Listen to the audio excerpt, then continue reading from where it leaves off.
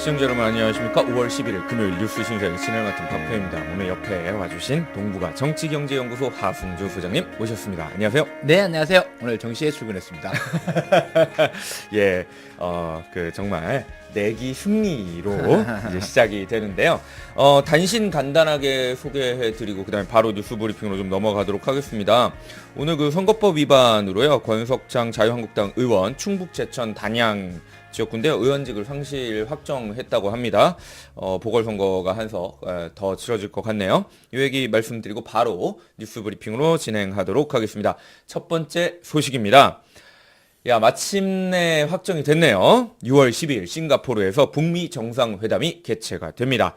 도널드 트럼프 미국 대통령은 자신의 트위터를 통해서 어제 이 같은 소식을 알렸는데요. 세계 평화를 위한 매우 특별한 순간을 김정은 국무위원장과 함께 만들겠다고 밝혔습니다. 정상회담이 기본적으로는 이미 큰 틀의 합의를 다 이룬 후에 어떻게 보면 그림을 만드는 작업이라고 볼 수 있는데요. 그러다 보니 이미 성공은 확실해 보입니다. 어떻게 전망하시나요? 네, 일단 참 이런 미국으로서도 엄청나게 큰 이벤트인 북미 정상회담인데요. 이런 걸 보통 백악관 대변인이 발표를 하고 이러는 게 정상인데 그러네요. 이놈의 나라의 시스템이 어떻게 되는지 그냥 대통령이 직접 트위터로 막 날리고 이래가지고 발표를 하는 걸 보니 참 좀 한편으로 좀 웃기기도 합니다만, 네. 그러나 이런 것은 아주 소소한 부분이고, 어쨌든 간에 대통령이 자기의 트위터 공식 계정을 통해서 발표한 것이니까 이것은 이제는 이제 움직이기 힘들게 됐다고 봐야 되겠죠. 네. 게다가 그냥 날짜, 장소 이렇게 공지만 들컥하는 게 아니라 뭐 세계 평화를 위한 뭐 특별한 순간이다. 예. 이런 얘기까지 하고 한 걸 보니까 네. 기대감의 수위를 많이 높여도 될 것 같다. 이런 느낌이 듭니다. 네, 이 권순공 박사님께서는 이 자리에서 이제 북미 수교 이야기까지 나올 것이다라는 예측을 해주신 바 있는데 어느 정도 합의까지 나올까요? 사실 이제 북한이 네. 그 비핵화에 대한 약속을 확실히 하고 정상국가화 되겠다. 라는 이제 의지를 표명한 것이고, 대한민국과 미국을 비롯한 전 세계도, 그래, 그럼 북한을 정상국가화 하자라고 하면은, 일단 그 외교적인 라인에서 그 대접을 해주는 게 이제 역시 마찬가지로 정상적인 프로세스라고 보거든요. 네. 근데 그렇게 되면 이제 제일 첫 시작은 아무래도 북미 수교가 이제 중심이 될 것 같고요. 북미 수교가 된다고 그러면 당연히 남북한 수교도 뭐 자동적으로 그 이어지는 게 어허. 아닐까 싶습니다. 그 정도까지 예상을 해주시는데 네. 자, 이게 북미 정상회담이 참 하필이면 이걸 하필이라고 해야 될까요? 참 좋다고 얘기해야 될지 모르겠는데 6.13 지방선거 전날 개최가 됩니다.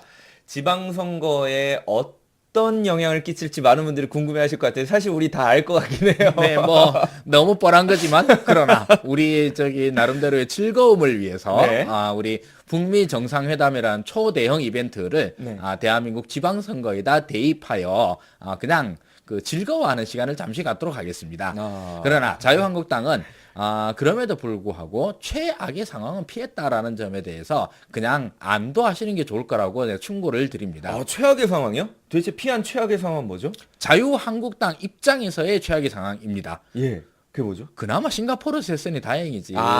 그나마 싱가포르에 해서 다행이다. 네, 평양이나 판문점에서 했다고 보십시오. 그 그림이 예. 자유한국당의 종말을 알리는 그런 그림이 아니겠습니까?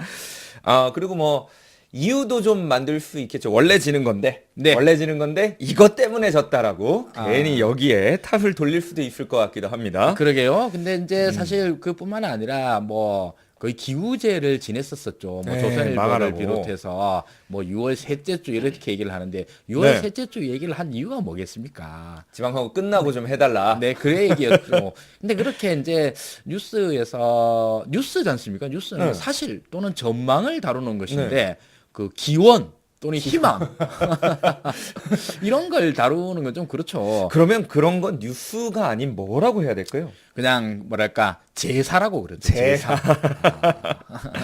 지면으로 제사를 지낸. 예. 음. 근데 트신께서 기도빨이 안 먹히신 거죠. 예. 먼저 쫓아가지 마. 이렇게 해서 6월 12일이 날짜가 길일이다 하여 그날로 정해진 것 같습니다. 6월 12일이 날짜가 길일이다. 이날이 이제 화요일인데 요 바로 다음 날 수요일 날 또 6.13 지방선거가 있기 때문에 이와 관련해서 분명한 연관은 좀 있을 것 같습니다. 결과가 어떻게 나올지 굉장히 궁금해지는데 북미 정상회담뿐만이 아니라 6.13 지방선거의 결과도 궁금해집니다. 별로 안 궁금합니다. 뻔합니다. 아, 뻔합니까? 네, 뻔합니다. 아, 저는 어느 정도의 대박이 날지 너무 궁금해서.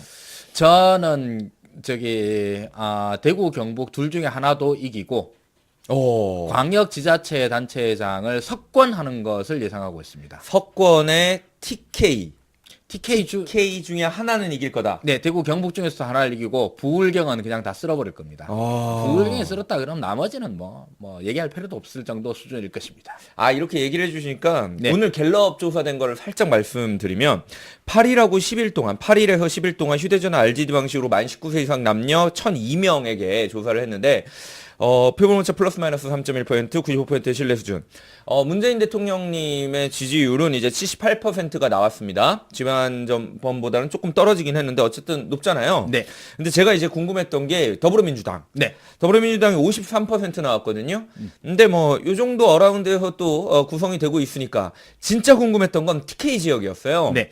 저번에 제가 말씀드렸던 여론조사에서는 TK 지역에서 더불어민주당이 자유한국당이 이겼었단 말이죠. 네네. 그래서 갤럽을 봤더니 여기에서도 TK가 34%, 더불어민주당을 지지하고 22%를 자한당을 지지합니다. 정말 놀랍습니다. 이게 좀 놀라워요. TK에서 지금 더불어민주당이 34%, 자유한국당이 22%가 나온다는 건 굉장히 놀라운 전환이 시작됐다라고 저는 보고 있습니다. 뭐 이렇다고 해서 완전히 바뀌었다고 볼 수 없는 이유는 무당층이 31%예요. 네네. 그러니까 이 무당층은 얼마든지 자유한국당으로 갈 가능성이 높은 층이라고 예측이 되기 때문에 그러나 그럼에도 불구하고 어쨌든 무당층이 이렇게 늘어날 정도로 TK에서 34%의 더불어민주당에 나올 정도로 정당 지지율에서 대구에서 민주당이 이긴 거는 제가 알기로는 처음인 것 같고요. 네. 물론 선거에서 이걸 가지고 이 수치가 그대로 선거로 대입되지는 않거든요. 선거는 또 인물도 그쵸. 있고 그다음에 또 관성이라는 게 또 엄청나게 크기 때문에 네. 뭐 이렇게 해서 와 이제 TK가 이길 거 뭐 확실히 얘기할 수 있어 이런 건 아니지만서도 그렇죠. 그러나 요번 이렇게 매우 인상적인 수치가 나온 것에다가 추세라는 게 있지 않습니까? 트렌드. 추세.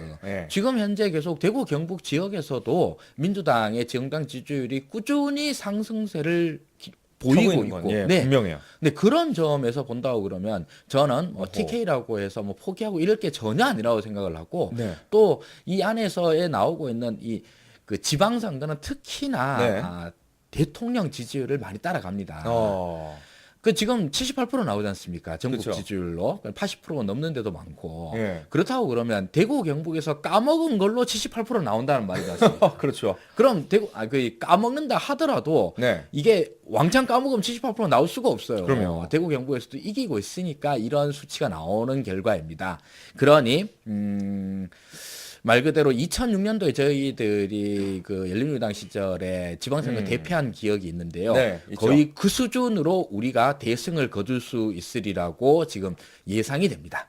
정말 그렇게만 되면 정말로 이제 좀 정치에도 새로운 시대가 열리지 않을까라는 기대를 좀 해보게 됩니다. 자, 다음 소식입니다. 문재인 대통령께서 어제 취임 1주년을 맞이해서 대국 메시지를 전달하셨습니다. 문재인 대통령께서는요, 지금 세상을 바꾸고 있는 것은 국민입니다. 정의로운 대한민국을 만들어 가고 있는 것도 국민입니다. 단지 저는 국민과 함께하고 있을 뿐입니다. 라고 말씀하셨습니다. 또한 국민이 문재인 정부를 세웠다는 사실을 결코 잊지 않겠다며 평화가 일상이었으면 좋겠다고도 말씀을 하셨는데요. 평화가 일상인 나라, 안보를 넘어 사회적으로도 그런 나라가 됐으면 좋겠다는 생각이 물씬 듭니다.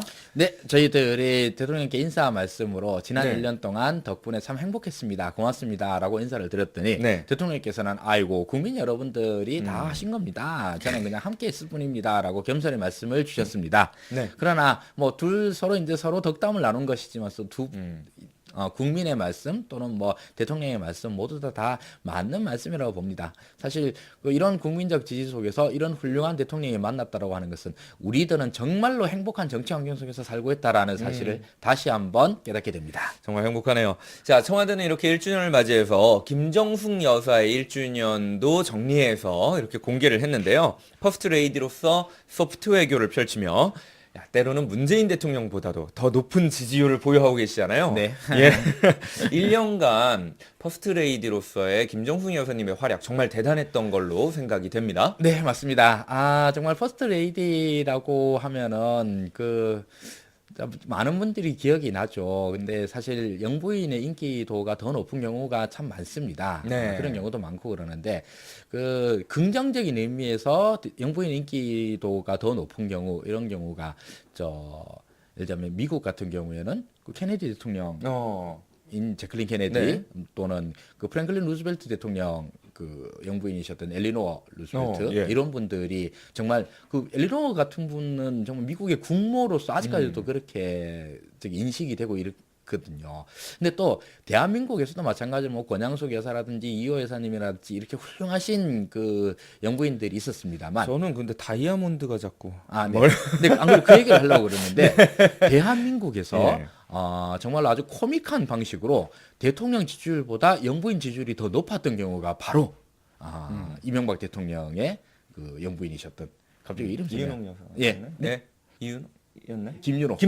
예. 김윤옥 여사였죠. 네. 왜냐하면 이명박이 하도 나가서 사고를 치니까 차라리 김윤옥이 낫다. 아, 차라리. 예, 그게 우리가 한 얘기가 아니라 당시 청와대에 있던 이명박 정부 시절에 청와대 직원들이 그런 얘기를 하고 다닐 정도였습니다. 참 우리 다이아 여사께서 네. 이런 평가를 받을 정도였다고 그러니 당시 이명박의 이 해괴망측한 은행들이 얼마나 골 때렸는가. 지금 이제 많이 까먹어서 그런데요. 그때도 정말 골 때렸습니다, 진짜. 골 때렸죠. 네. 예. 그래서 지금은 참 행복하다는 생각이 다시 한번 드는데요. 어제 이 문재인 대통령 취임 1주년을 기념을 해서 이 청와대 인근 주민과 함께 작은 음악회를 가졌습니다. 청와대로 인해 교통이라든지 통행 등의 불편함을 겪었을 주민들에게 고마움을 전하자는 대통령의 뜻에 의해 기획되었다고 하는데요. 주민들 입장에서는 정말 좋은 선물이 됐을 것 같습니다. 네, 맞습니다. 정말 청와대 인근에 동네가 참 고급 동네지 않습니까? 고급 엄청 동네. 뭐 비싼 동네고 그러긴 한데 지금은 이제 사실 많이 인기가 있는 지역이 됐습니다만 여태까지 한 10년, 15년 전까지만 해도 거기가 거의 집값이라는 게 형성이 안 될 정도로 비인기 지역이었어요. 왜 그랬죠? 일단 온갖 교통 통제라든가 이런 불편한 점도 많고 그렇죠. 그다음에 뭐 공사 하나 하는 것도 뭐 오만 허가를 다 받아야 되고 게다가 이제 거기 이제 높은 빌딩을 못 지으니까 다 이제 단독 주택 한옥 이런 집이었거든요. 아주 낡은 집이고 이래가지고 이제 주민들 입장에서도 이런저런 불편함들이 많았었는데 요즘은 뭐 많이 해결이 되고 네. 게다가 문재인 대통령 시기에 그 근처에 살 수 있다라고 하는 것은 사실 얼마나 또 안심이 됩니까? 그렇죠. 안심도 되고 영광이기도 하고요. 네, 맞습니다. 이렇게 주민들과도 함께 소통하면서 좋은 시간을 보내셨는데요. 네. 1주년 참 빨리 지나갔는데 앞으로 정말 또 얼마나 남은 임기가 빨리 지나가실지 저는 좀 천천히 갔으면 좋겠다는 생각도 들 정도입니다. 네, 효자동 주민들 같은 경우에는 예. 사실 역사의 한 장면이긴 했습니다만 촛불 집회 시기 동안에는 개인적인 불편들도 많으셨을 텐데요. 그랬을 거예요. 그런 불편함들이 승화가 돼가지고 사실 지금의 시기를 만든 게 아닌가 싶고 네. 또 그런 여러 가지 불편함들에 대한 그에 대한 뭐랄까 감사의 표시 이런 걸로 어제 작은 음악회가 열렸던 것 같습니다. 네, 주민들과 함께 문재인 대통령과 함께 즐거운 시간 보내신 것 같아서 참으로 흐뭇합니다. 자, 다음 소식으로 넘어가도록 하죠. 마침내 어제 오후 북한에 억류되어 있던 3명의 미국인이 무사히 미국으로 귀국하였습니다. 요 소식 계속 전달해 드렸는데 마침내 그 장면이 이제 공개가 됐네요. 트럼프 대통령은요, 미 현지 시각으로 새벽인데도 불구하고 직접 나가서 이들을 맞이했습니다. 여객기가 도착하고 난 이후에 트럼프 대통령께서 직접 여객기 안으로 들어가 가지고요. 그리고 잠시 머문 이후에 석방 미국인들과 함께 나왔고요. 석방 미국인들은 V자를 그리며 귀국의 기쁨을 표현했습니다. 이에 대해서 트럼프 대통령은 김정은 국무위원장에게 감사를 표현하기도 했는데요. 네, 맞습니다. 예. 사실 이거 요즘 저기 트럼프가 마케팅의 수위가 좀 더 진화를 했습니다. 네. 이전까지 이제 대선 기간 동안이나 이럴 때 보면은 정말로 유치해 죽겠다 이런 생각이었었는데 요즘은 사실 문재인 대통령과 몇 번 만나기도 하시고 그 다음에 전화 통화도 하고 난 다음에 네. 이 겸양의 미를 통한 마케팅을 배운 것 같아요. 겸양의 미덕. 네. 정말 그런 것 같습니다. 네, 그래서 이제 자기가 새벽 2시에 직접 비행기로 네. 찾아가가지고 자기 옆에 서 있고 그러니까요. 말 그대로 포로나 마찬가지죠. 이분들 억류된 미국인들을 갖다가 딱 그 스포트라이트를 받게 이렇게 이제 사진 같은 거 네. 연출하고 이런 걸 보면서 이 이제 마케팅 수위를 높여가는구나 싶은데 제가 이제 지난 시간에는 네. 이 트럼프가 나름대로 히어로 이런 걸 연출할 거다. 그러면서 얘를 갖다가 참 진짜 어떻게 30년 전에 나온 람보를 예를 들었었는데 최근에 나온 걸로는 가만 생각해 보니까 역시 캡틴 아메리카. 케바. 예, 케바. 우리 또 캡틴 아메리카. 캡틴 아메리카 퍼스트 어벤져에서 보면은 역시 이제 포로들 데리고 그렇죠. 오고 예. 이런 장면들이 나오죠. 뭐 이런 거를 갖다가 계속 염두에 두고 머릿속에 그리면서 이런 장면을 연출한 것 같습니다. 트럼프 대통령 같은 경우에는 사실 이제 겸양의 미덕을 처음에는 보여주긴 했는데 제가 이 장면을 쭉 봤거든요. 네. 나중에 이제 나와서 기자들하고 인터뷰할 때는 막 그냥 말을 막 쏟아내더라고요. 자기가 앞장서가지고. 참을 수 없는 거지 자기 자랑의 본능을. 진짜 많이 참았다 야 해가지고. 그러면서 지금 이 시각, 이 새벽 뭐 그때 당시 한 3시 정도 됐던 걸로 기억을 하는데 네. 그 시간에 아마 모든 시청률 기록을 지금 깨지 않겠느냐 이러면서 또 자랑을 하기도 했었는데요. 어쨌든 트럼프 대통령은 북한 방문에 대해서 물어보는 기자에게 이렇게 또 대답을 했어요. 일어날 수 있는 일이라고. 장소는 싱가포르로 확정은 됐습니다. 근데 정말 평양 갈 일은 아예 없을까요? 앞으로 네. 이제 북미 정상회담 이후에도 비핵화를 위한 과정들은 계속 진행이 될 거니까 그 과정에 또 한번 광팔러 평양 가는 거는 광팔러. 얼마든지 가능하다고 봅니다. 얼마든지 평양에 갈 수 있다. 네.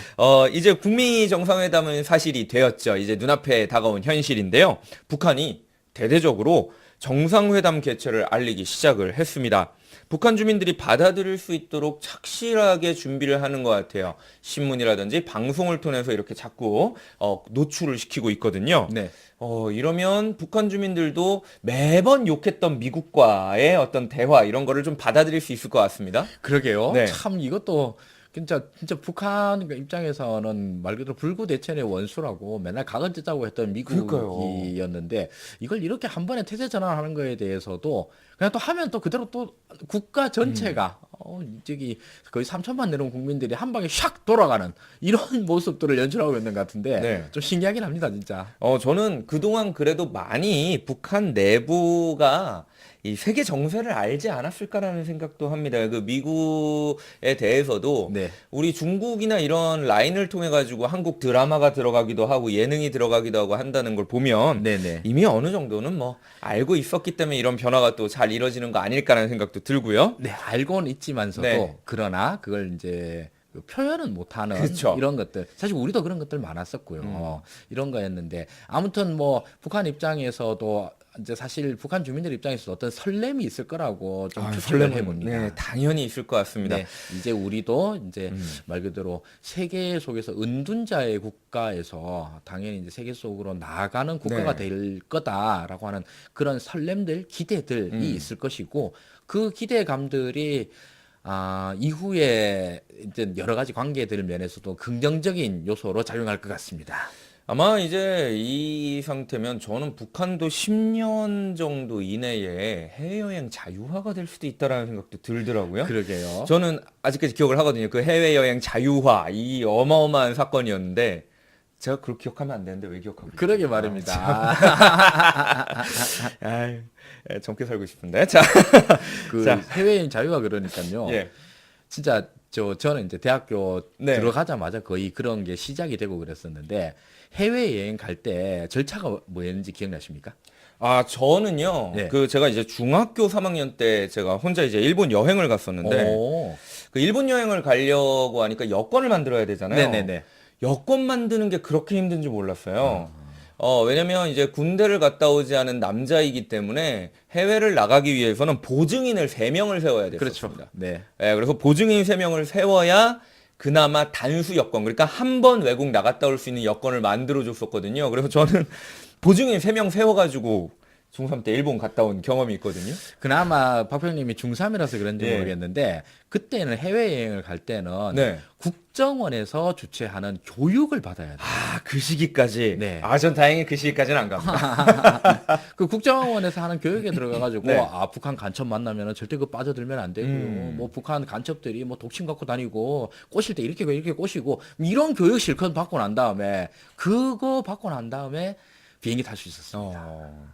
근데 지금은 대한민국은 전 세계에서 아마 그 비자 면제 국가, 비자 면제 협정을 맺은 그렇죠. 가장 많은 국가 중에 하나가 됐습니다. 그만큼 그럼요. 이제 인적, 물적 이런 교류가 가장 그 열려 있는 개방적인 국가가 됐죠. 지금은요. 그래서 아마 북한도 언젠가 이렇게 해외여행 자유화가 되면 막 한국에도 뭐 관광 그렇죠. 오고요. 네. 뭐 정말 많은 국가에 다니면서 또 새로운 국제 무대로 나서지 않을까라는 생각도 해봅니다. 자, 다음 소식입니다. 아, 진짜 이것도 오래 걸렸습니다. 왜 이렇게 오래 걸려야 됐는지 참 이해가 안 되기도 하는데 마침내 세월호가 바로 세워졌습니다. 지금부터 다시 5명의 미수습자 수색과 사고 원인 규명 작업이 이뤄질 예정인데요. 3주 동안 안전한 통로를 확보하는 등 준비 작업을 하고요. 6월 중순부터 3주간 기초 작업, 5주간 정밀 수색을 진행할 예정이라고 합니다.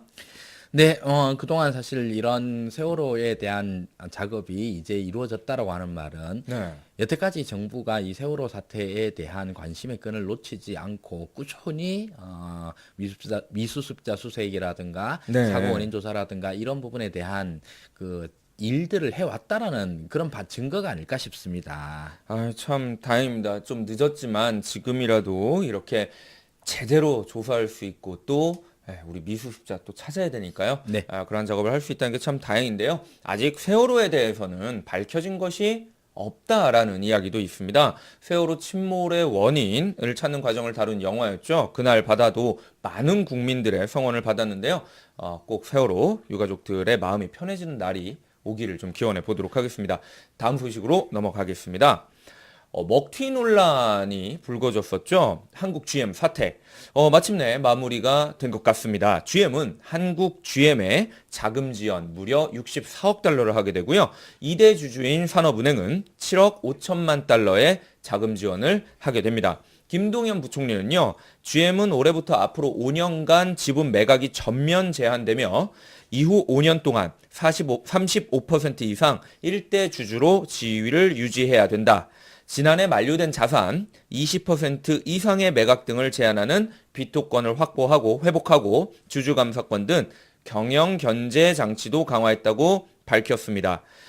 자금 지원은 하면서 물론 GM 본사가 제일 많은 자금 지원을 하고 한국 그 산업은행은 일부죠? 네. 일부의 자금 지원을 하지만 그럼에도 불구하고 먹튀의 위험에서 벗어나기 위해서 먹튀는 또 없도록 하는 그런 조치까지도 잘 취한 것 같습니다. 평가를 좀 부탁드릴게요. 네, 사실 제가 사실 GM 문제에 대해서 몇 번 다루기도 네. 하고 그랬었는데요.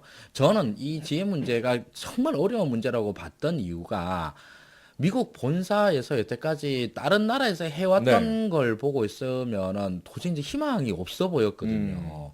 그동안 저기 철수했던 국가가 한두 국가가 아닙니다. 유럽 전체에서 철수하고 그렇죠. 인도에서 철수하고 호주에서 철수하고 이렇게 이제 계속 공장들을 빼오고 있는 와중인데 네. 한국도 여태까지 그렇게 공장 빼온 국가들의 상황과 다르지 않았었거든요. 네. 근데 지금 현재 이 북한 아니 말이 자꾸 나온다. GM 문제에서 지금 나온 게 이제 당장 군산 공장 문제가 나오고 그 이후에 네. 이제 창원 부평 공장까지도 이제 계속 그 리스트에 올라왔던 이유는 이후에 이제 그 자금 지원의 규모가 굉장히 크고 네. 그리고 미국 입장에서는 이런 식으로 그 해외 공장에 자금을 뺐지 넣지를 않았었거든요. 자금을 빼면 뺐지 넣진 않았다. 네. 그런 와중에서 이제 우리가 과연 저 GM으로부터 돈 들고 와라. 뭐 이런 얘기가 씨알을 먹히겠느냐. 그럼 이건 미국 GM이 미국 GM 이사회를 설득해야 되는 거거든요. 근데 그렇군요. 미국 GM의 이사회가 어떤 애들이냐 하면 지금 미국에서 제일 그 진짜 말 그대로 양아치 같은 헤지펀드 애들이에요. 근데 이런 애들은 피도 눈물도 없는 애들이고 야 숫자는 네. 근데 뭔 돈을 넣어? 이런 식으로 나오는 애들인데 그럼에도 불구하고 이걸 해냈습니다. 그럼에도 불구하고 해냈다. 네, 지금 이제 네. 일단 여러 가지 면에서 저기 포인트를 잡을 수 있는데요. 네. 미국 GM이 투자하는 돈이 64억 불이죠. 네, 64억 불. 한국 산업은행이 7억 5천만 달러입니다. 예, 7억 5천만 달러. 네, 근데 이 돈의 비율 자체가 10% 조금 넘지 않습니까? 그렇죠. 한국이 산업은행이 하는 게? 네, 예. 산업은행이 내는 게 이제 GM이 하는 게 10% 조금 넘는데 실제로 지분 비율로 보면은 그 한국산업은행이 17.5%니까 네. 이보다 더 많이 내는 게 정상이었습니다. 원래는. 네, 근데 지금 그 GM을 살리겠다라고 하는 결정을 한 이상은 이 정도는 우리가 협상에서 말 그대로 최대치를 끌어낸 것이라고 평가할 수 있을 거고요. 최대치의 성과다. 그리고 GM 입장에서도 그 미국 GM에서 사실 돈 넣는 것도 돈 넣는 네. 거지만서도 그보다도 이런 여러 가지 특약들을 맺는 거 있지 않습니까? 네네. 함부로 이제 먹튀 못하게 한다 이런 거 저런 거를 넣는 거는 그렇죠. 이 미국식 경영에서는 진짜 피하고 싶어하는 일들 중에 하나거든요. 미국식 경영에서는. 근데 미국식 경영 뭐 딴 게 뭐겠습니까? 이제 소위 신자유주의 또는 자유주의 네. 경영 뭐 이런 식으로 얘기를 하는 건데 뭐 무엇보다도 기업 경영의 자율성들을 많이 확보하고 싶어 해요. 그 정부 간섭 이런 건 진짜 말 그대로 별로 안 좋아하는군요. 예, 아주 알레르기 반응을 느낄 만큼 예, 예. 싫어하고. 근데 이거 뭡니까? 한국 정부에 대해서 오만 코랑 코는 다 꿰 있는 상태입니다. 그러네요. 지분도 못 팔고 뭐 언제까지 못 그렇죠. 나가고 등등등등 이런 얘기들을 갖다가 다 이제 협약에다 지어 넣었다고 그러면 우리 정부가 최소한의 자금 지원 규모를 가지고 GM에서 이런저런 안전장치는 최대치로 만든 이런 것이고요. 그리고 이를 통해서 한국 GM이 이후로도 계속 이제 생산 활동을 계속해 나가고 네. 고용들이 유지될 수 있다라고 그러면 우리 뭐 6억 5천만? 예. 7억 5천만. 7억 7억 5천만 불 투자한 건 정말 아무것도 아닙니다. 예. 조선 사업 이런 데 투자를 한 걸 보면은요. 진짜 몇 조 단위가 쏟아 부어졌는데 그게 막 다 네. 실패하고 막 이러고 있는 상황이었거든요. 그러면 우리는 최소한의 돈을 써서 최대치의 협의를 해냈다. 네, 맞습니다. 그럼 굉장히 잘한 걸로 저희가 평가할 수 있겠네요. 맞습니다. 지금 네. 호주 정부 같은 경우에는 미국 GM에 대해서 굉장히 아마 서운해할 거예요. 야, 정말 너 그렇죠. 너무한다, 야. 한국에는 저렇게 해주고, 우리는 이렇게 야박하게 막 너 다 빼가고. 호주는 지원을 해줬는데 그리고 나서 먹튀했잖아요. 근데 사실 먹튀라고 하기보다는 네. 그 호주가 이제 자원부국이지 않습니까? 네. 자원부국은 기본적으로 환율, 그러니까 환율이 낮다 그러고 호주 달러의 가치가 네. 높아질 수밖에 없어요. 음. 그리고 호주가 또 부자 나라다 보니까 인건비가 비싼 네, 나라. 비싸죠. 예. 이런저런 이유를 통해서 GM이 사실은 먹튀라기보다는 그냥 그 두 손 들고 뻗은 것이기도 하거든요. 뻗은 거이기도 하다. 네네. 네. 사실 그런 의미라 가지고 또 이게 이제 GM이 뺐다라는 걸 가지고 이제 네. 먹튀다 하기는 저는 좀 부담스러운 면이 예, 있더라고요. 예. 어쨌든 기본적으로 대한민국에서는 이 화제가 되고 논란이 되고 그리고 많은 분들이 우려하셨던 GM 문제가 네. 그래도 최대한의 성과로 마무리가 됐다. 이렇게 평가하면 될 것 같습니다. 네. 자, 다음 소식으로 넘어가도록 하겠습니다. 국회 파행이 계속되고 있죠. 그런 상황에서 정세균 국회의장은요, 이번 지방선거에 출마하는 국회의원 4명의 사직서를 14일까지 본회의에서 처리하지 않으면 해당 의원들의 지역 구민들은 내년 4월까지 국회의원이 공백인 상태로 보내야 한다며 이는 국민의 참정권을 제한하는 것으로 민주주의의 원칙에 맞지 않다고 말했습니다. 결론적으로는요, 14일까지 원포인트 본회의를 열어서 4명의 사직서를 처리하겠다는 건데요. 가능할까요? 네, 저는 가능하다고 봅니다. 가능하다. 네. 네. 이 정세균 의장이 어제 직접 네. 페이스북에서도 이런 의지를 피력을 하셨고, 네. 그리고 이거는 명분이 너무 강력합니다. 그렇죠. 참정권이라는. 네, 국민의 참정권이라고 하는 가장 기본적인 기본권의 문제이기 때문에 네. 이걸 뭐 드루킹 특검 어쩌고 하면서 한다고 그러면은 이거는 이제 여론의 역풍 이런 걸 떠나서 말 그대로 위헌적 상황을 갖다 초래하는 네. 것이기 때문에 국회의장이 이 사태를 갖다 계속 외면한다라고 그러면 네. 국회의장이 대한민국 사태 내에서 어떤 위헌적 권력 공백 상태를 갖다 초래한다라고 하는 이런 굉장히 규범적인 비난을 받아야 되거든요. 그렇군요. 이런 의미에서 그리고 또 이게 사직서 처리하는 거는 국회의장의 고유 권한입니다. 아, 고유 권한. 그래서 네. 국회의장이 그냥 사직서를 처리하면 되는 것이고요. 음. 그리고 이 사직서를 처리하기 위한 본회의라고 하는 것은 이거 자체가 문제가 없어요. 그냥 문제가 하면 없다. 되는 겁니다. 네.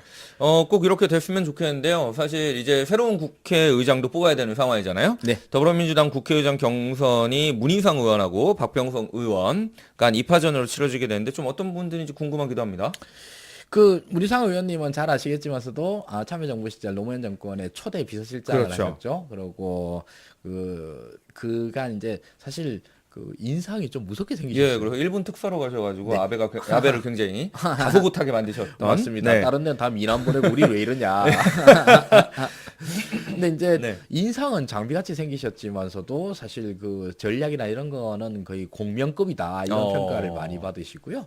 그리고 그 유명 누구 저기 연예인 삼촌인가? 예, 그렇습니다. 네. 이한희 씨의 맞아. 예. 그랬었다고 그러시죠.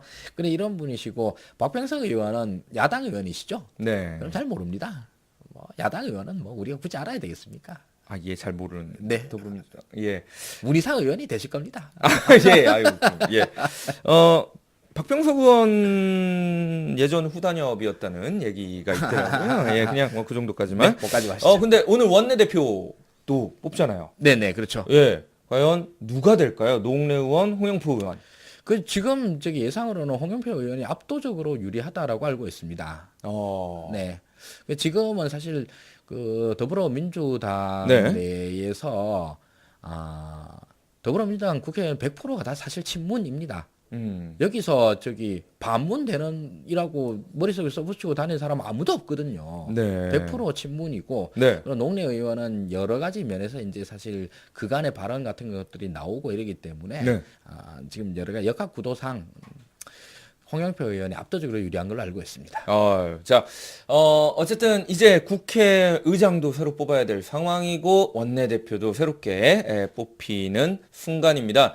제발 좀 국회가 일하는 모습 보고 싶습니다. 네. 자, 오늘의 뉴스 브리핑이었고요. 잠시 쉬는 시간 가지고 광고 보고 오신 다음에 이슈 프리즘으로 넘어가도록 하겠습니다. 자, 오늘의 이슈 프리즘 시간입니다. 이슈 프리즘 시작하기 전에요. 일단 인사 먼저 드리고 시작을 해보도록 할게요. 옆에 아무 말 대잔치 아니고요. 아무 말 나들이 진행해 주시고 계신 김경탁 편집장님 모셨습니다. 안녕하세요. 예, 안녕하세요. 예. 전 자꾸 아무 말 대잔치 혹은 아무 말 파티 이런 걸로 좀 워낙 또 우리 복장이 연미복 이렇게 또 그러게요. 파티 복장이시기 때문에 그거 한번 밀어보고 싶은데 어쨌든 오늘 이슈 프리즘으로 바로 들어가 보도록 하겠습니다. 이슈 프리즘의 내용은요 네이버입니다. 네. 자, 네이버가 요즘 들어서 조금 뉴스와 관련한 서비스 형태를 바꾸고자 하는 모습이 보이고 있습니다. 개선 방안을 막 내놓고 있는데요. 자, 과연 어떤 내용인지 일단 그거부터 짚어주시죠. 네, 오늘 이슈 프리즘을 뭘로 할까 고민을 하다가 사실 GM 대우 사태를 할까 그러다가 네. 결론이 났으니까. 근데 몇 번 하기도 했었고, 그리고 네이버 문제를 한번 짚고 넘어가는 것이 이제 필요하죠. 예. 해서 이제 네이버 문제를 했었는데요. 네이버가 요번에 개편안을 냈고 이 네. 개편안의 어떤 폭과 깊이라고 해야 될까요? 크기 이런 네. 것은 역대 최강입니다. 역대 최강이긴 하다. 네. 아마 이제 5월 중으로 이런 여러 가지 개편들을 마무리 지을 거다라고 얘기를 했는데, 만약 그렇게 된다고 그러면 사실 대한민국 국민 거의 전부가 네이버를 쓰고 있는데, 네. 우리 국민들이 모두 보고 있는 그 네이버의 첫 화면이 전면적으로 개편될 걸로 전면 예상이 개편. 됩니다. 그 내용들을 좀 요약을 해보면은요. 네. 첫째로는 그 모바일 화면에서 아예 그 뉴스 화면, 네이버 뉴스 화면 아예 빼버립니다. 그러니까 네이버를 딱 들어가서 처음에 뉴스가 뜨거든요. 네네, 그 그렇죠. 화면이 아예 없어진다. 네, 그렇게 얘기를 한다라고 그러고요. 그리고 이제 그렇다고 해서 뉴스를 아예 못 보는 건 아니고, 이 네. 뉴스는 그 언론사가 직접 이제 편집해서 하는 걸로 이렇게 되고, 이제 모바일 하면서 뉴스판 이렇게 이제 신설이 된다라고 그러네요. 그리고 둘째로는 네. 그 네이버 뉴스다라고 하면 우리가 이제 엄청 많이 보고 있는 네이버 사이트 내에 있는 네. 뉴스 화면들이지 않습니까? 이거를 이제는 거의 안 쓰고 아웃링크, 즉 이제 그 기사 링크를 누르면 네이버 내가 아니라 아예 네이버 밖으로 뭐 한겨레 신문이든 조선일보든 이런 식으로 그 언론사 사이트가 열리도록 하겠다. 그러니까 지금은 클릭하면 네이버 자체 내에서 뉴스를 봐야 되는 건데 네네. 앞으로는 클릭하면 그 신문사 사이트로 넘어가게 된다. 네네, 그렇죠. 지금 신문사 사이트 광고 장난 아니던데. 돈 많이 벌겠네. 광고가 문제가 아니고 네. 제가 그 메이저 언론사들 들어갈 때마다 진짜 깜짝 놀라는 게 이건 미성년자는 보면 안 되겠다. 그러니까 그 광고의 그 내용이 그러니까 좀 광고를 많이 넣는 게 문제가 아니라 이상한 예, 광고들을 너무 이상한 많이 광고들이. 네, 그렇죠.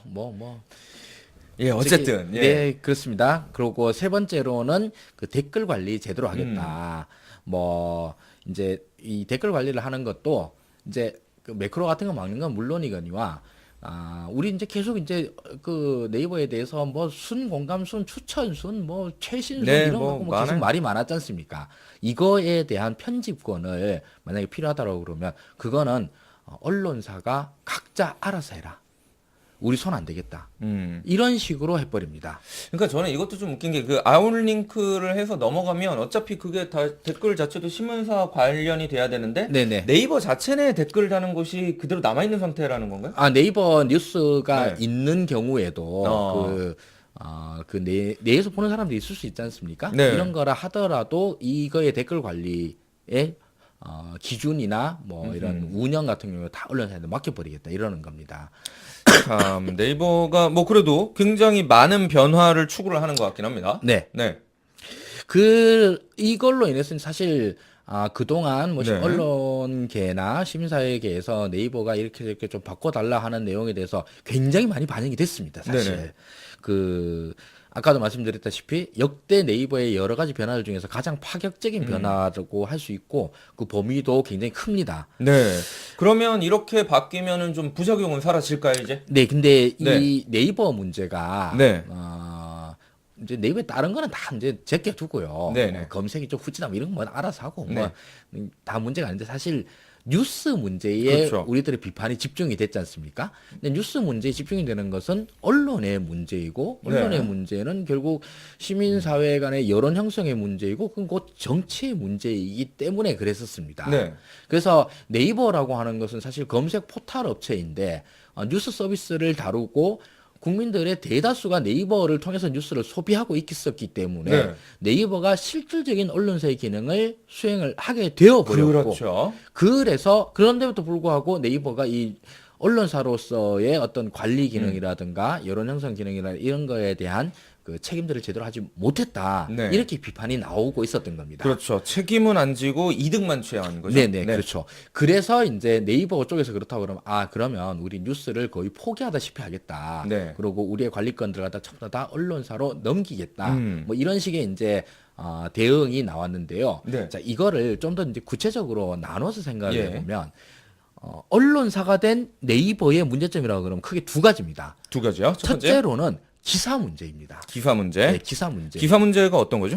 기사가 과거 같은 경우에는 네이버 또는 다음도 마찬가지였고, 근데 메인에 오르는 기사의 제목들을 살짝 바꾸는 경우도 있어요. 제목을 바꾼다. 네, 근데 이게 꼭 그렇다고 해서 뭐 낚시 제목 같은 게 많이 있으니까요. 네, 악의적으로 한 건 아니고 네. 언론사 제목들 뭐 글자 수를 줄인다든가 네. 아니면 너무 선정적으로 한 거라든가 이렇게 좋은 방향으로 주는 것들도 많아요.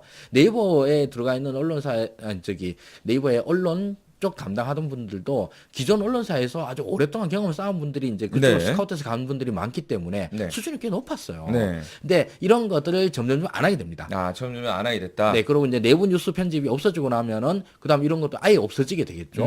그래서 이 기사 문제는 얼추 해결이 될 것 같은데요. 또 네. 다른 문제가 뭐죠? 그리고 이제 기사 문제에서 네. 이제 또 편집의 문제가 있어요. 편집 문제요? 네, 그 예. 편집이라고 하는 것은 분명히 중요하게 다뤄야 될 문제일 것 같은데 네이버의 메인에서 그냥 뭐 빠진다든가. 그러니까 네이버가 자의적으로 어떤 뉴스의 경중을 네네, 결정할 수도 있는 상황, 그런 편집권을 가졌다는 얘기네요. 그렇죠. 네. 게다가 이제 실시간 검색어 같은 경우가 또 이런 것들을 거의 모든 언론사들 조종하는 네. 이런 게 되고 있었었는데 그 실시간 검색어에서 우리가 이해할 수 없는 일들이 막 생긴다라는 그렇죠. 거죠. 막 갑자기 올라왔다가 갑자기 사라지는 예, 그런 네. 거라든지 뭐 옛날 낙검수 시절에는 좀 대박이었었는데 예, 어마어마했죠. 낙검수 이런 걸로 해서 계속 실시간 검색을 있다가 어느 순간 갑자기 싹 없어지고 네, 0이 맞아요. 된다든가 뭐 박근혜 탄핵 이런 게 이제 뭐 수도 없이 검색을 하는데 아예 안 나온다든가. 그렇죠. 그래서 그것도 많이 사실 변경이 된 겁니다. 맨 처음에는 그 시간에 따른 그래프 자체도 제공을 안 됐었다가 자꾸 네네. 문제 제기하니까 그런 그래프가 제공이 됐는데 그래프 모양이 또 이상해가지고 또 논란이 되기도 했었죠. 맞습니다. 그래서 이제 네. 네이버는 이런 걸로 인해 가지고 계속 이제 논란이 되니까 솔직히 말해서 네이버 입장에서도 사장의 입장에서는 네. 발을 빼고 싶은 거예요. 이것 때문에 맨날 뭐 국회에 불려다녀가지고 나가가지고 요거도 먹고 네. 이거 제대로 하냐 못하냐 이러고 있으면은 얼마나 피곤합니까? 그러면은 그 아까 말씀해 주셨던 편집권도 일단은 해결이 될 만한 조치인가요? 아 그렇죠. 예. 네, 편집권 같은 경우에는 개별 언론사들이 그냥 하는 거니까. 네, 그러면 기사 문제로 말씀해 주셨던 제목과 편집권은 얼추 해결이 될 것 같다. 네, 그러면 그리고 이제 그 다음 문제가 뭐죠? 남은 게 댓글 문제입니다. 댓글 문제. 이게 메인인 것 같은데. 네, 댓글 문제. 자, 댓글 문제 잠깐 들어가기 전에 그 더불어민주당 원내대표로 홍영표 의원이 당선됐다고 합니다. 결정됐다고 합니다. 네. 예, 그거 일단 알려드리고요. 자, 넘어가보죠. 네, 댓글 문제에서는 첫째로는 그 우리가 댓글 방어전 이런 데 이제 참전을 해보면 알아요. 그렇죠. 이건 참전을 해봐야 합니다. 네, 참전을 해보면 너무 잘 알게 되는 일입니다. 너무 아파요. 이거 좀 이렇게 왜 저희 그 증후군이라고 해야 되나? 이 맞습니다. 있잖아요. 예. 어우, 아파요. 손목탄을 주는 네. 손목터널 주는 분도 그렇고 요즘에는 이제 모바일로 하시는 분들은 엄지손가락이 그렇게 맞습니다.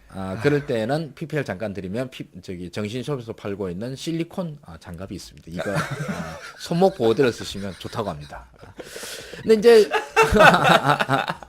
예. 댓글- 파인프라 치약으로 예. 그쵸, 신발 이빨 닦고. 닦아주시고 아닌가? 이빨을 닦으시면 되고 네. 네, 그런 댓글 문제에서는 일단 이거 매크로 의심 사례가 너무 많이 나옵니다. 네. 너무 많이 매크로 나오고 심사래. 그리고 도저히 이해할 수 없는 굉장히 폐륜적인 그 댓글 이런 데에도 추천수가 엄청나게 붙고 네. 이런 건 맞아요. 좀 이해하기 힘들거든요. 최소한 좌표가 찍혔거나 거의 뭐 대부분 다 이거 기계가 돌린다라고 하는 것들이 예상이 되고 있습니다. 네. 자, 이런 부분에 대해서 네이버도 기술적으로 여러 가지 방어책을 마련하겠다. 여러 가지 방어책을 마련하겠다. 네, 뭐 복사해서 붙이기 이런 거 할 때는 여러 가지 제한들을 둬가지고 못하도록 만다든지 뭐 하루에 달 수 있는 댓글 숫자 제한한다든지 이런 식으로 해서 매크로를 최대한 제한하겠다라고 이렇게 발표를 했습니다. 자, 일단 댓글 문제에 있어서도 최대한 매크로는 제한할 수 있는 조치를 강구하겠다라고 이야기를 했는데, 네. 자, 이런 조치를 내놓은 배경, 뭐 당연히 여론 압박이겠죠? 네, 그렇습니다. 네.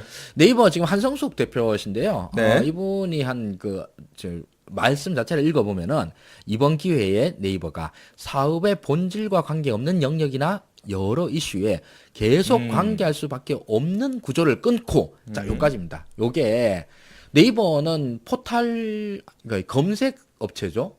검색 업체고 검색 광고로 먹고 삽니다. 네. 그 기사 같은 데 붙고 있는 뭐 이런저런 배너 광고 이런 거 있지 않습니까? 이런 그쵸. 거는 사실 뭐 액수도 그리 크지 않고 네. 그리고 이런 데에 광고를 하면서 네이버가 실제로 지금 여러 그 미디어 랩사, 뭐 광고 대행업사 네. 이런 데 중에서 네이버가 수수료를 제일 작게 받아요. 그래서 이 부분에 대해서는 사실 그렇게 큰 수익이 되는 것도 아닌데 집계 효과는 있죠. 네. 집계 효과 이것 때문에 이제 뉴스 서비스를 계속 하는 건데 이 자체로 이제 수익이 되는 건 아니었습니다. 네. 그런데 이것 때문에 욕이란 욕은 맨날 먹고 다니고 네. 맨날 그 국회에 불려 들어가가지고 욕 들어먹고 이러고 있으니까 이런 구조를 끊고 즉 이 말은 요 말을 해석을 하면 어떻게 끊느냐 네이버가 언론사가 아니기 위해서 최대한 노력하겠다. 아하. 예, 우리는 검색 업체이지 언론사가 아니도록 하겠다. 이런 의미이고요. 반드시 그렇게 좀 해줘야 될 텐데 네. 말이죠. 그래서 이제 네이버는 그냥 장사해서 돈 벌 수 있는 거를 네. 열심히 하겠다. 네. 기술 개발과 인력 확보에 집중하면 또 다른 새로운 기회를 가질 시작점이 되지 않을까 생각한다. 그러면 이제 이렇게 조치가 되면 네. 온라인 뉴스가 좀 이렇게 정화가도 되고 여론 시장, 여론 환경이 그래도 조금 시민들의 의사가 정확하게 좀 드러날 수 있는 그런 환경이 만들어질 수 있을까요? 지금보다는 네. 나아질 거다. 지금보다는 나아진다. 예, 뭐 이거는 저도 그렇게 예상을 합니다. 네. 그런데 사실 이 온라인 뉴스 소비 네. 시장이 완전 이제 아작이 나 있습니다. 지금 네. 아작이 나 있는데 이거에 책임 소재를 하자고 그러면 우리는 이제 주로 네이버라고 하는 포털 업체 이제 절대 독점권을 가진 이 네이버에 집중을 했었는데 그렇죠. 네이버의 책임 소재가 있어요. 그런데 네이버만 있느냐? 저는 그렇진 아니라고 않다. 보거든요. 어허. 기존 언론사들의 책임도 어마어마하게 크다. 기존 언론사들도 있다. 네. 그 네이버가 여태까지 이런저런 뉴스 개편안들을 냈습니다. 네. 그리고 이전에 냈던 게 이제 네이버 뉴스에 들어가시면 이제 각 언론사들 선택할 수 있게 해놨지 않습니까? 그렇죠. 그래서 이제 그 언론사 뉴스를 보고 거기서 그 아웃링크로 그 언론사 사이트로 들어가도록 만들고 이런 걸 해놨었습니다. 자, 이걸 하니까 그때 당시로 각 언론사들이 무슨 짓을 했느냐 하면은 그 자기 얼굴이지 않습니까? 네네. 자기 얼굴로 내놓는 이 메인 화면에다가 말 그대로 온갖 선정적인 제목으로 도배를 해버립니다. 그러니까요. 예. 그놈의 숨막히는 뒤태 이거부터 시작을 해가지고 숨 막히는 뒤태. 예, 그다음에 진짜- 신체로 발견 뭐 이런 거 있잖아요. 네네 그런 식으로 아이고, 예. 제목 장사는 네이버가 한 게 아닙니다. 음. 제목 장사는 언론사들이 했습니다. 언론사들도 문제구나. 네, 그렇게 예. 저기 선정적 제목 달기. 그 전에는 뭘 했었냐 하면은 어뮤징이라고 주로 얘기를 하는데 네. 기사에서 한 글자 고치고 점 하나 더 찍고 해가지고 기사 수도 없이 똑같은 기사 계속 올려보내요. 예. 해보면 다 똑같은 뉴스가 아니라 수도 없이 나와요. 그런 거 자기 언론사 사이트 내에 노출은 안 시키는데 네이버에서는 계속 쏴댑니다. 네. 하나라도 걸려라 이렇게 해가지고. 그래서 이런 부분까지 그러니까 네이버가 그래도 개선점을 찾아가는 것만큼 언론사도 각각의 개선점을 찾아 나가야 될 것 같다라는 말씀을 해주시고 있는데요. 네네. 결국 그러면 언론 문제가 해결이 안 되면 이거는 뭐 완벽한 해결은 또 불가능하겠네요. 물론 완벽하다는 게 거의 불가능하지만 네, 맞습니다. 그래서 최대한의 해결을 하려면 언론사의 자성이 꼭 필요하지 않을까라는 생각이 드는데요. 네, 맞습니다. 근데 지금 언론사들이 대한민국뿐만 아니라 전 세계 언론사가 다 똑같습니다. 다 똑같다. 이게 다 똑같은 아주 하나의 질문을 가지고 있습니다. 어떤 거죠? 뉴스 팔아서 어떻게 먹고 살지? 뉴스 팔아서 어떻게 먹고 살지? 예, 그 저희 같은 UBC 맞네요. 같은 예. 작은 회사도 그렇고요. 하다못해 뉴욕타임즈도 마찬가지입니다. 이런 콘텐츠 유료화인데요. 그 말을 이 콘텐츠 유료화에 성공한 이런 데가 진짜 말 그대로 거의 없어요. 거의 없다. 뉴욕타임즈 성공했다, 뭐 영국의 파이낸셜 타임즈 성공했다 그러는데 좀 지나고 나면 사실 성공이 아니라 뭐 억지로 뭐 겨우겨우 본전치기 했다가 요즘 또 그러니까요. 적자야, 뭐 이런 얘기 수두룩하게 나옵니다. 죽을 뻔했다 트럼프 덕분에 살짝 살아난 상황이죠. 그 이제 그런 수준이기 때문에 이런 그 기본적인 난제를 안고 있는 데다가 그러다가 거기다가 이제 뭐 그 언론사의 경영이 점점 악화되고 있으니까 악이 버치는 거예요. 악이 악이 버치다 버틴다. 보니까 이제는 뭐 말 그대로 속까지 다 벗어 던지고 막 나가는 경향들이 너무 심해지고 그렇습니다. 사실 네이버 문제는 이렇게 네이버를 시민사회와 정치권들이 압박을 네. 해가지고 어떻게든 개선점을 마련해내는 것이 쉽습니다. 쉽다. 왜냐하면 네이버는 단일 주체니까. 단일 주체니까. 그러니까 네이버를 바꾼다 그러면 네이버가 바꿔지면 됩니다. 네. 근데 문제는 뭡니까 이게? 언론. 언론사들은 밤하늘의 별처럼 많습니다. 이 언론사들이 다 악이 맞춰가지고 진짜로 난리를 치고 있고 뭐 아무 언론사들 뭐 소위 그나마 좀 점잖다라고 하는 보수 언론지들 들어가 보십시오. 거기에서 뭐 거기 기사 광고, 기사 형식의 광고 이런 거 눌러보면 뭐 별의별 게 다 나옵니다. 진짜 뭐. 그렇죠. 하물며 연합뉴스도 가짜 뉴스 사이트 따로 있죠. 그렇죠. 안에 사이트 안에 광고 뉴스 사이트. 그러니까 뉴스 페이지처럼 보이는데 사실은 PPL은. 광고인 네. 도박 광고죠. 네. 뭐 로또 번호 찍어준다는 둥, 뭐 대박주 찍어준다는 둥 이런 거부터 시작을 해가지고 뭐 비뇨기과 안 가도 돼요. 뭐 수도 없이 많지 않습니까? 예. 그런 거를 생각을 해보면 저희 UBC의 역할이 또 중요해지는 것 같습니다. 꾸준히 또 언론의 부시를 통해서 좋은 기사들 발굴해드리고 이상한 기사들 욕해드려야 되고 또 우리 UBC 사이트에는 또 좋은 기사들이 많이 올라오고 있거든요. 예, 많이 관심 가져주시면 좋을 것 같습니다. 네이버 예. 문제와 관련해서 또 제가 좀 몇 가지 또 네. 말씀드리고 싶은 게 있는데 이게 사실 네이버가 이게 포탈 시장의 사실은 양대 강자 중에 하나잖아요. 양대 강자라고 보면 좀 힘들고 그러니까 절대 강자. 그러니까 다음이 많이 밀리긴 하지만 이게 두 군데 중에서 네. 더 네이버가 문제가 되는 이유가 뭘까? 이걸 보면 이명박 정부 시절에 그 어느 국회의원이 뭐 네이버는 이미 뭐 네, 뭐 점령됐다 뭐 이렇게. 이런 발언을 예. 그러니까 근본적인 신뢰가 없는 부분도 있는데 얼마 전에 어떤 우리 독자분이 그 다음에서 자기가 검색어를 한번 올려보려고 시도했는데 일부러 다른 것 같다. 뭐 이런 막 어떤 거?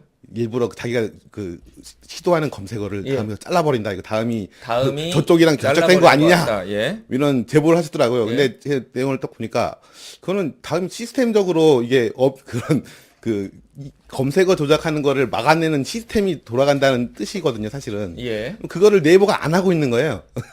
그걸 안 하고 이게 있는 쉽게 걸로 해결될 봅니다. 수 있는 문제는 다음은 이미 해결하고 있는 문제를 예. 네이버는 방치해 온 거죠. 예, 그래서 이제 네이버가 예, 근데 개선책을 마련하고 있는 그 상황에서 개선책이라고 예. 나온 것들이 사실은 뭐 그냥 돈만 벌겠다라는 건데 그거는 되게 말이 안 된다고 보는 게 이게 포탈이 입시제도랑 비슷한 성격이 있어요. 그러니까 어떤 거랑요? 대학 입시제도랑 비슷한 입시, 성격이 있어요. 예. 그러니까 노출되고 싶은 언론사는 엄청나게 많은데 예, 그거를 그렇죠. 그러니까 편집권을 포기한다고 하지만 그 중에서 어떤 매체가 먼저 들어가느냐 또 그다음 아예 들어갈 수 있느냐 자체도 네이버에서 그러니까 결정을 하죠. 그 결정은 지금 무슨 또 외부 심의위원회가 네. 하고 있긴 한데 네이버가 그런 배치를 네. 하는 부분도 있고 그러니까 저는 네이버가 언론사로서의 기능을 내가 언론사가 아니기 위해서 노력하는 부분은 그 패러다임 자체가 잘못됐다고 보고요. 예. 언론사라는 걸 인정하고 언론사로서의 기능에 대해서 책임을 지는 방식으로 가는 게 맞다라고 저는 보는 편이거든요. 네. 불가능합니다. 불가능합니다. 왜냐하면 네이버가 너무 독점이라서 그렇습니다. 지금 대한민국에서 하루에 4천만 명이 네이버의 뉴스를 봅니다. 예. 그런데 거기에서 지금 이런 뉴스 서비스를 계속 하는 한, 이 네이버는 사실 조중동 더하기 한경호 더하기 뭐 더하기 이런 거를 말 그대로 한 10,000개쯤 합친 위력을 가지고 있습니다. 네. 그러니까 네이버가 말 그대로 언론사들로서의 어떤 책임감을 다 하려고 최대한 말 그대로 이상적인 노력을 한다 하더라도 이 정도의 독점적인 영향을 가졌다고 하는 건 저는 그렇게 생각을 하거든요. 네이버가 언론사의 역할을 한다라고 하는 건 저는 말 그대로 레닌 시절에 프라우다지 역할이 돼버린다는 그 정도, 거예요. 예. 그러니까 차라리 최대한 언론사의 역할들을 막 떼내고 안 하도록 하는 게 사실은 맞지 않느냐. 이게 실효성이 과연 있겠냐라는 게 좀 회의적이라는 거죠. 그 이제 뉴스 서비스에 대한 말 그대로 기사 링크들을 제공하는 건 진짜 네이버가 기존의 현재의 네이버 말고 구글화 되어 가는 거 이것도 이제 계속 그 추구하는 바라고 생각을 하거든요, 네이버가. 그러니까 많은 분들이 그 이야기를 하시더라고요. 구글처럼 하면 되는 거 아니냐. 그 방법에 대해서는 사실 많은 논의가 필요할 것 같고요. 네네. 어쨌든 핵심은 그겁니다. 네이버가 임의로 여론을 조작하는, 여론을 호도하는 그런 일을 해서는 안 된다. 그 방안에 대해서는 다양한 전문가들이 계속해서 의견을 모아야 될 것 같습니다. 여기까지 이슈 프리즘이었습니다. 자, 이제 바로 넘어갑니다. 아무 말 나들이로 한번 가보도록 하겠습니다. 오늘 아무 말 나들이 주제가 뭐죠? 일단 인트로 영상 먼저 보시죠. 네. 영상 보고 시작하시죠.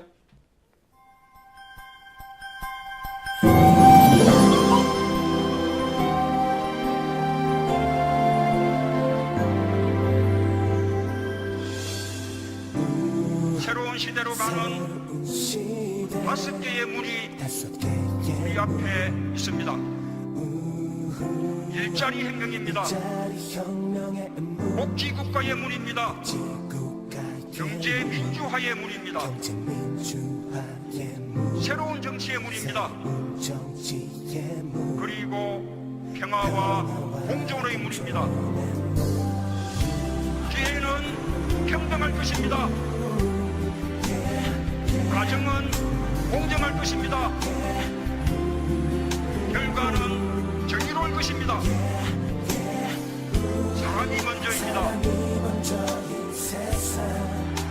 사람이 먼저인 세상을 만들겠습니다.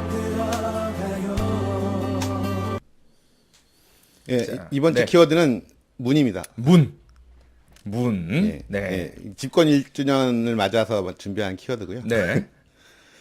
예, 일단 그 문에 대해서 여러 가지 아무 말을 하기 앞서서 네. 이 문의 우리 실마리를 제공하시는 문재인이라는 이름을 한번 풀어봤어요. 네. 좋습니다. 문재인 성명학과는 대통령의 이름. 성명학과는 무관하게 진짜 아무 말이고요. 예. 해보겠습니다. 예, 일단 성씨는 좀 맨 마지막에 하기로 하고 앞자인 제자가 한자로 보니까 네. 있다 보다 살피다 제멋대로 하다 이런 뜻이 있어요. 있다 그러니까- 보다 살피다 제멋대로 하다. 정부 출범 초반에 이니 하고 싶은 거 다 해라는 네, 그렇죠. 유행어가 있었잖아요. 네. 이름 자체가 그런 뜻이었던 거야. 그러네요. 제멋대로 하다가 있으니까요. 네. 이 뒷글자는 이는 자축인묘 진사오미 할 때 인 세 번째 그 호랑이. 호랑이를 의미하는 이군요. 네, 그래서 네. 두 번째 뜻은 동북 쪽 방향.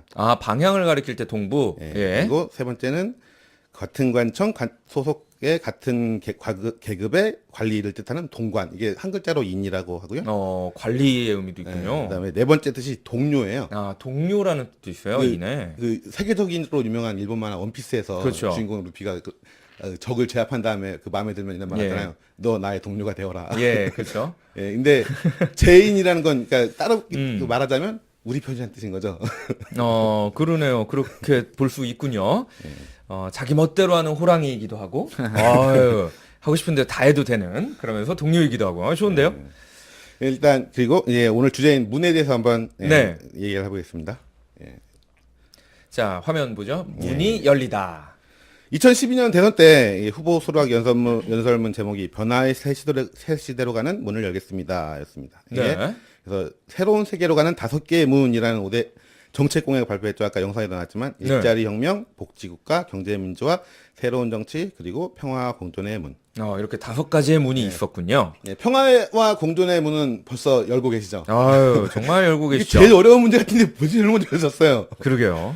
예, 그리고 일자리 혁명, 복지국가, 경제민주화는 이게 국회 입법이 필요한 부분이죠. 복지국가의 문은 그래도 살짝 열려 있는 것 같습니다. 열리- 예. 살짝 열렸는데. 근데 이제 역시 법이, 이 국회 국회가 예. 그리고 이 새로운 정치의 문은 이게 나라에서 하는 것도 있지만 국민 여러분들이 해야 되는 건데. 사실 새로운 정치의 문은 개헌이 되게 중요했을 것 같은데, 국회가, 예. 근데 그 문이 열릴까봐 지금 온몸을 던져서 그러니까요. 그걸 막으려고 하는 그런 분들이 있어서. 국회, 예. 쉽진 않지만 이게 뭐 전 비관적으로 보진 않고 뭐 열릴 거라고 보기 때문에. 네, 언젠가 열리겠죠. 두 번째. 다음, 문은 질문할 때 문도 있죠. 네, 질문하는 문. 그리고 질문을 받는 대통령입니다. 그렇죠. 예. 예. 이 문재인 정부 이전까지 이 두 정부와 가장 큰 차이가 그죠. 질문이 살아났다. 대통령 기자회견할 때 이전까지는 짜고 치는 질문을 하거나 그 탄핵 국면에서도 기자들 한번 다 같이 몰려가서 그 해명 들었던 적 있잖아요. 네네, 그렇죠. 질문을 아예 안 받거나 저는 기자가 그렇게 다소곳한 직업인지 몰랐어요. 제가 생각하는 기자는 굉장히 역정적이고 막 격정적이고 이런 모습을 많이 봤는데 너무 얌전해요, 다들. 네티즌들 또 반대로 네. 얘기하더라고요. 문재인 정부 기자회견할 때 기자가 이렇게 열정적인 직업인지 몰랐다. 근데 이제 그때는 조금 바뀐 게 열정적인 느낌이 별로 안 들고 땡깡의 느낌이 들더라고요. 곤조가 다시 살아난 거죠. 죽었던 땡깡의 곤조가. 느낌이 좀 저는 들어서. 사실 이해는 돼요. 아니, 이해는 된다. 용납은 안 되지만 이해는 돼요. 예. 그 여러분들이 중고등학교 학생이라고 생각을 해보십시오. 그런데 담임 선생이 박근혜 같은 선생이 왔어요.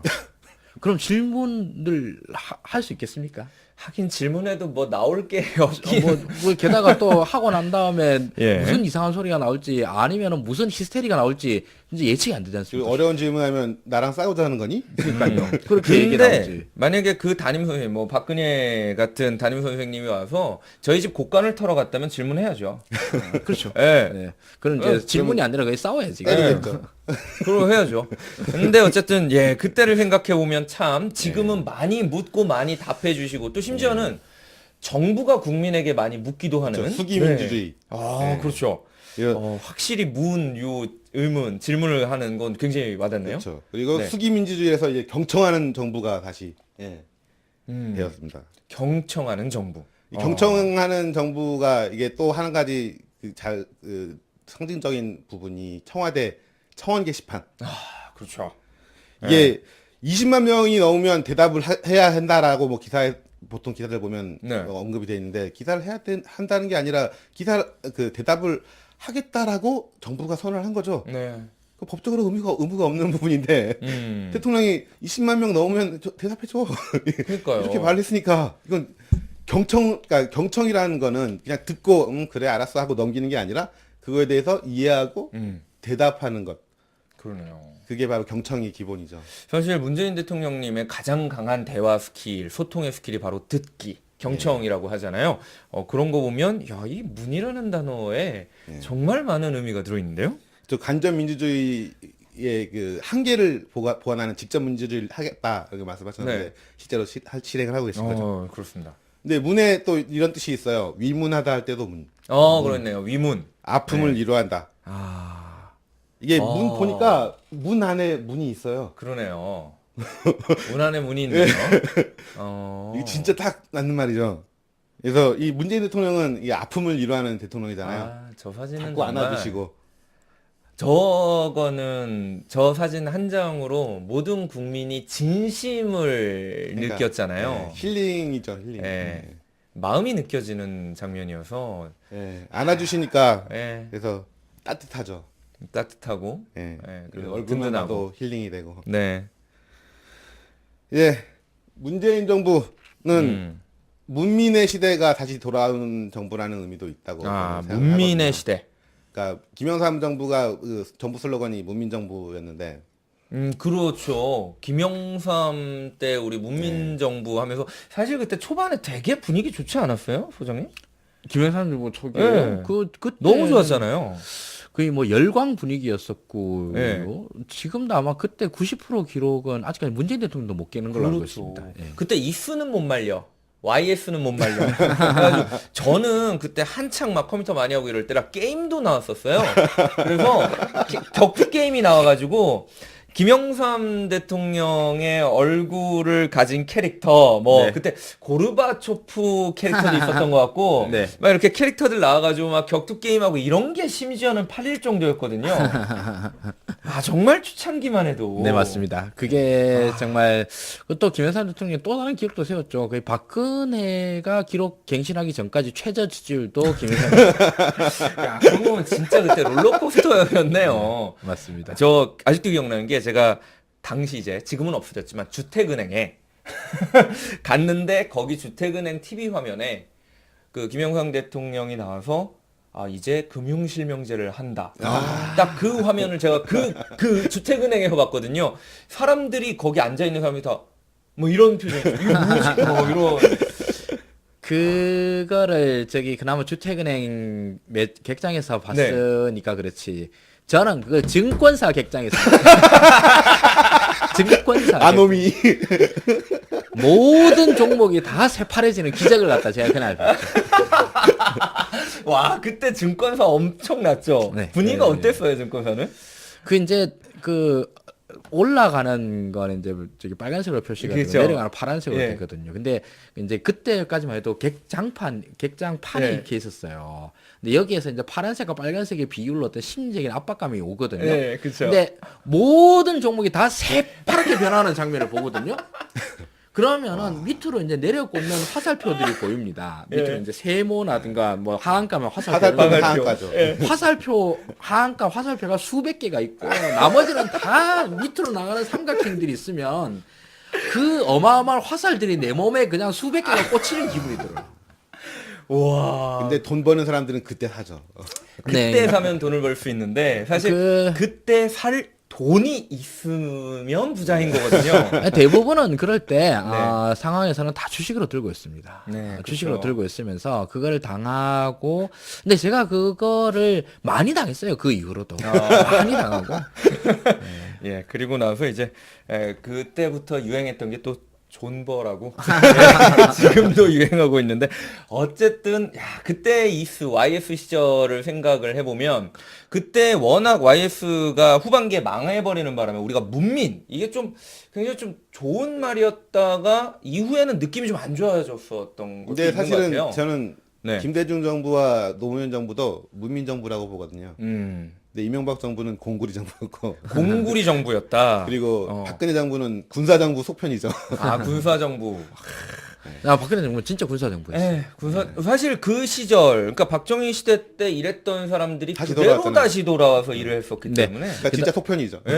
그 장관급 인사들 중에서 네. 진짜 노태우 시절 이후로 그렇게 군발이 출신들이 많았던 정권이 없어요. 그러니까요. 그래서 실제로 박근혜는 정말로 어설픈 군사 정권이라고 해도 될 것 같습니다. 그렇죠. 아마 시대가 맞지 않았는데 과거의 방식을 그대로 가져왔기 때문에 탄핵까지 결국 네. 된 거 아닌가라는 생각도 드는데 국정원장까지 막 그 군인 그렇죠. 출신하고 예. 막 그랬지 않습니까? 참 어쨌든 그래서 문 대통령 이후에 이제 다시 문민 시대가 복귀했다 이 말씀을 해주시려고 하는 건데 그리고 문 대통령 연설문에 대해서 네. 또 사람들이 좀 어떤 분들이 이런 말씀하시더라고. 되게 시적이다. 아, 이게 그거 맞아요. 미사일구가 별로 없는데 네. 화려하지가 않은데 아름다운 문장. 글을 정말 잘 쓰시는 분이라는 걸 깔끔하게. 느낍니다. 그러니까 되게 네. 깔끔하고 함축적이면서 군더더기 없는데 그러니까 미려한 아름다운 문장. 네. 저는 사실 그 얘기해요. 문재인 대통령님의 연설문이나 아니면 직접 쓰시는 그런 글 같은 거를 보면, 와, 이보다 어떻게 더 잘 쓰지? 맞아요. 네, 라는 생각을 합니다. 그게 과하지도 않고요. 덜하지도 않고, 그러면서도 마음이 들어가 있는. 그래서 이번 동계올림픽 때 또 한 가지의 재미가 생각지도 못했던 재미였어요. 그 문재인 대통령께서 축전 보내시는 그 내용을 읽는 재미. 와, 진짜. 우리가 언제 대통령 맞아요. 축전을 기다리면서 읽으면서 공감을 하고 아름다운 글이다 뭐 이런 생각을 언제 했겠냐고 읽지도 않았는데. 팀 경기는 또 선수별로 또 이게 버전 살짝 그러니까요. 바꿔줘갖고. 그러니까 그런 걸 생각해 보면 진짜 그래요. 문민의 시대 와닿는 것 같습니다. 네, 그리고 이 네. 이 그럴 문자가 들어가는 것 중에서 가장 많이 쓰는 게 문서, 문건, 이런 거 있죠. 문서 문건 있죠. 기록을 남긴다는 거. 네. 그리고 모든 공적 업무가 문서로 이루어진다는 거. 음. 이게 이명박 박근혜 정부 동안은 이게 그러니까 문건을 남겨서 문제가 된 경우도 있고. 저는 뭐 아직도 캐비넷 문건. 근데 그 정부 기록이 뭐 양은 뭐 이명박 정부 때 많이 늘었다고 하는데 다 쓸데없는 내용이었다고 하고. 네. 그 청와대 식단 뭐 이런 거 저기 저 기록을 남기고 막 그랬잖아요. 그러니까 건수 늘리려고 이제 이상한 거 집어넣은 거죠. 전부 다른 거죠. 진짜. 이제 다시 예. 기록을 하는 정부가 다시 돌아온 거죠. 네. 정말 중요한 것인데 그동안 우리가 그 글이라는 거 이걸 얼마나 무시했는가도 다시 한번 떠올리게 되고요. 다시 문민 시대가 온 거 굉장히 좋게 와서 기분이 좋습니다. 저는. 네. 예. 그리고 마지막 문은 영어문입니다. 영어문이죠. 슈퍼문. 슈퍼문. 어두운 밤길을 환하게 비치는 네. 슈퍼문이 이 한반도에 떴습니다. 전 세계를 비치고 있죠. 저는 이 문재인 대통령 당선자님도 이 Fly Me to the Moon이라는 노래가 항상 갑자기 생각나고 그래요. 어떤 정말 멋진 활약상을 볼 때마다 야 이건 뭐 달로 날려달라 이 얘기를 할 수밖에 없지 않을까라는 생각도 들거든요. 예. 플라이 투 더 문이 뭐 어디 주제가였죠 그게? 예전 아니? 옛날 그 옛날 원래 재즈 명곡인데 그거를 이제 신세기 에반게리온이라는 맞다. 가이낙스의 애니메이션에 삽입이 돼서 큰 사랑을 받았죠. 에반게리온에서 아야나미 나왔었죠. 레이짱. 자, 그 빨리 넘어갑시다. 이게 네, 넘어가도록 할게요. 덕후라고 또. 밝은 달님이 세상을 비추는 시대가 네. 왔습니다. UBC도 작은 촛불 하나를 부탁겠습니다. 오늘의 아무 말 나들이었습니다. 자, 이제 칭찬합시다로 넘어가 보도록 하겠습니다. 중간 시그널이 없나요? 바로 하도록 하겠습니다. 자, 오늘의 칭찬합시다는요, 이낙연 총리입니다. 사실 언제나 스포트라이트를 비추는 곳이 아닌 곳에서 일하시는 분들이 참 노력을 많이 하고 애써주시는 거를 저는 생각을 하거든요. 잘 드러나지는 않지만요. 정말 꼭 필요한 곳에서 필요한 일을 든든하게 해주고 계시다라는 생각이 자꾸 들더라고요. 문재인 정부 1년을 저희가 굉장히 기쁘게 많이 우리 축하도 하고 또 기뻐도 했는데요. 역시 이낙연 총리님에 대해서도 감사와 칭찬이 꼭 필요하지 않을까라는 생각이 들더라고요. 그래서 오늘은 이낙연 국무총리를 칭찬합시다로 선정하였습니다. 자, 오늘 저희가 준비한 내용은 여기까지인데요.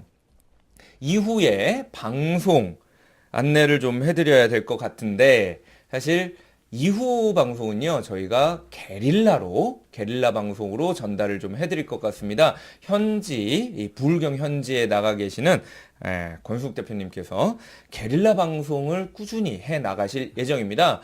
여러분들이 우리 알람, 유튜브 알람 이게 잘 요즘 안 된다고 하는데 왜 그런지 잘 모르겠어요. 그러게요. 알람 조금 이렇게 체크 다시 한번 확인해 주시고 알람이 오는 대로 저희 뉴비씨와 함께 지속적인 게릴라 방송도 해주시면 저희가 진심으로 좋은 소식들 많이 전달해 드리도록 하겠습니다.